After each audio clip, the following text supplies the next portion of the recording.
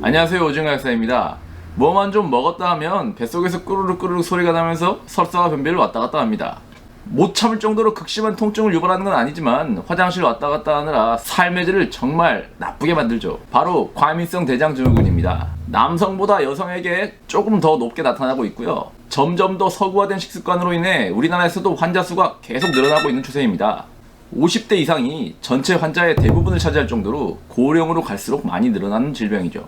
이 과민성 대장증후군을 조금 불편한 정도라고만 생각하고 그냥 넘어갈 수도 있겠지만 이 실험의 결과를 보면 생각이 좀 바뀌실 거예요. 2016년에 대만에서 과민성 대장증후군과 치매에 대해 연구했던 실험인데요. 이 그래프를 보시면 과민성 대장증후군을 앓고 있는 환자의 치매 누적률이 그렇지 않은 환자군에 비해 높았습니다. 원인을 추정해보자면요, 장이 제2의 뇌다, 이런 식으로 두리뭉실 넘어갈 수도 있겠지만 제가 또 그리 얼렁뚱땅 넘어가진 않습니다.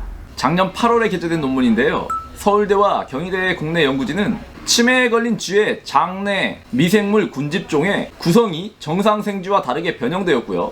그것으로 인한 만성 장염증과 장벽 기능의 약화가 장내 독소의 혈액 침투를 유발하고 전신적인 염증 반응이 증가한 것을 밝혀냈습니다. 그리고 16주간 치매에 걸린 쥐에게 정상쥐의 미생물을 이식한 결과 치매 증상과 신경세포의 염증이 완화되는 그런 결과를 보여주었습니다. 뚱뚱한 쥐에게 날씬한 쥐의 장내 미생물을 주입해서 날씬하게 만든 거랑 비슷하죠. 장내 미생물들에 따라 뚱뚱하게도 되고 날씬하게도 되고 치매에도 걸리고 치매도 좋아지고, 이런 결과들을 보면 어쩌면 장내 미생물들이 우리 몸의 진짜 주인이 아닌가 이런 생각 듭니다.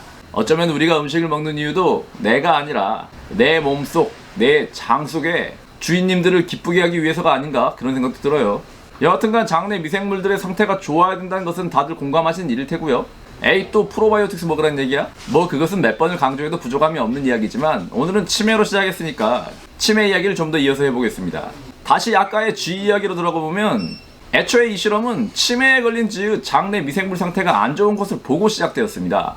그리고 치매에 걸린 쥐에게 건강한 쥐의 미생물을 주입했을 때 치매가 개선됐다면요, 반대로 건강한 쥐에게 치매 걸린 쥐의 미생물을 주입하면 치매에 걸릴 수도 있겠죠. 이 말은 곧 우리도 장내 미생물 상태가 좋지 않으면 치매에 걸릴 확률이 올라간다는 얘기예요.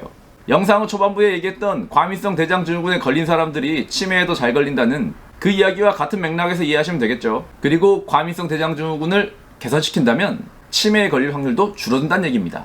과민성 대장증후군을 갖고 있는 사람들은 최대 64%가 소장내 세균 과증식이라는 증상을 갖고 있습니다. 원래는 대장에서 서식하고 있어야 하는 균들이 소장으로 넘어와서 그 수가 과도하게 증가해서요, 가스가 자주 차고 위장에 불편함을 겪는 그런 증상입니다. 건강한 사람이라면 위산과 담즙산에 의해서 나쁜 세균과 미생물들이 어느 정도 제압을 당하는데요. 제산제를 오래 복용해서 위산 분비가 떨어지시는 분들이나 스트레스를 많이 받으셔서 담즙 분비가 잘 안 되시는 분들, 이런 분들도 장내 미생물 수가 과도하게 증가해서 가스가 많이 차거나 화장실 들락날락거리거나 이런 불편한 점들을 많이 겪고 있습니다. 또 이 증상은 단순하게 위장관계 불편함만 일으키는 게 아니라 비타민 D를 부족하게 해서 골연화증과 골다공증을 유발하기도 하고요. 비타민 B12의 흡수를 저해해서 빈혈이나 다발성 신경암을 유발하기도 합니다. 그리고 너무나 당연한 이야기이지만 면역력도 떨어지겠죠. 물론 이 영상을 보시는 여러분들의 위장 상태가 좋지 않다고 해서 모든 분들이 다 이 소장내 세균 과증식 증상을 갖고 있다는 말은 아닙니다. 환자분들과 상담을 하다 보면요, 프로바이오틱스나 장내 미생물들의 원료가 되는 프리바이오틱스, 아니면 몸에 좋은 특정 과일이나 야채를 먹으면 오히려 가스가 많이 차고 불편하다고 말하시는 분들이 있어요. 보통의 경우 시간이 지나면 익숙해져야 하는 게 맞는데 소장내 세균 과증식 증상을 갖고 계시는 분들은 이런 증상이 갈수록 심해집니다. 몸에 좋다고 알려진 과일이나 야채들이지만 오히려 드시면 드실수록 장내 미생물 과증식이 일어나고요, 그것으로 인하여 과민성 대장증후군이 발생할 수도 있고 그것이 또 치매까지 갈 수 있는 확률을 높인다는 얘기죠. 물론 제가 치매의 원인이 이런 음식들이다 라고 말하는 게 아니라는 건 여러분도 잘 알고 계시죠. 이렇게 소장내 세균 과증식을 일으킬 수 있는 음식을 포드맥 식단이라고 하고요. 굉장히 많은 음식들이 이에 속하지만 현실적으로 우리가 많이 먹는 음식들로 이 명단을 추려보자면요, 과일 중에서는요, 사과, 배, 망고, 체리, 수박, 복숭아. 잘 생각해보세요. 이런 과일들을 좀 많이 먹었을 때 특별히 속이 더 불편하진 않으셨는지요. 자주 먹는 야채 중에서는 양파, 마늘. 한국인의 식단에서 너무 많이 먹는 음식들이죠. 우유, 아이스크림, 요거트, 콩류, 버섯류. 우리가 자주 먹는 음식들 중에 이런 음식들을 먹었을 때 특별히 위장 상태가 좀 안 좋으셨다면 소장내 세균 과증식 증상을 의심해 보실 수도 있습니다. 만약에 내가 그런데요, 저런 거 먹으면 불편해요, 어떻게 해야죠? 일단 장이 원상태로 돌아가기 전까지는 저런 음식들을 조금 피하셔야 됩니다. 완전히 안 먹을 수는 없지만 조금씩 줄여나가셔야 돼요. 가장 확실한 대책은 과증식된 균을 죽여야겠죠. 리팍스민이라는 항생제를 2주에서 4주까지 800ml에서 2400ml까지 계속 투약해서 과증식된 균들을 죽이는 방법이 있습니다. 하지만 이렇게 항생제로 균들을 제압했다 하더라도요, 장내에 건강한 균주들이 자리를 잡고 있지 못하면 언제든지 다시 소장내 세균 과증식 증상으로 돌아간다고 해도 이상할 게 없습니다.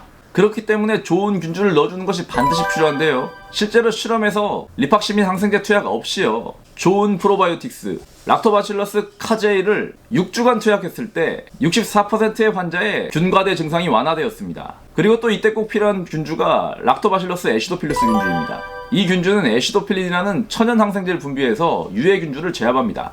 그래서 좋은 균주는 보충하고 나쁜 균주는 억제하는 일거양득의 효과를 얻을 수 있어요. 이렇게 식단을 조절하면서 좋은 균주를 넣어주면 과증식된 균들이 제압을 당하고요, 그때부터는 양파나 마늘, 사과, 수박 같은 우리가 좋아하는 그런 야채나 과일들을 먹어도 위장이 불편해지는 증상이 없어집니다. 삶의 질이 확 올라가겠죠? 오늘 영상 이제 요약해 보겠습니다. 조금 어려우실 수도 있었을 것 같은데요. 첫 번째, 과민성 대장증후군은 치매뿐만 아니라 수많은 질병을 유발하며 삶의 질을 떨어뜨립니다. 그리고 과민성 대장증후군의 상당수가 소장내 세균 과증식 증상을 보유하고 있습니다. 두 번째로, 이런 증상을 갖고 계신 분들이 피해야 할 음식, 여기 화면에 나올 거고요. 세 번째, 양질의 프로바이오틱스, 그 중에서도 특히 락토바실러스 카제이와 락토바실러스 애시도필루스 균주가 들어간 그런 프로바이오틱스를 보충하는 것, 그것으로 불편한 증상도 개선되고요, 간접적으로는 치매나 골다공증, 빈혈 같은 질환들을 예방하기도 하고요, 무엇보다도 삶의 질이 올라갑니다. 또 기승전 프로바이오틱스였네요. 지겨우세요? 지겨워도 좀 들으셔야 됩니다.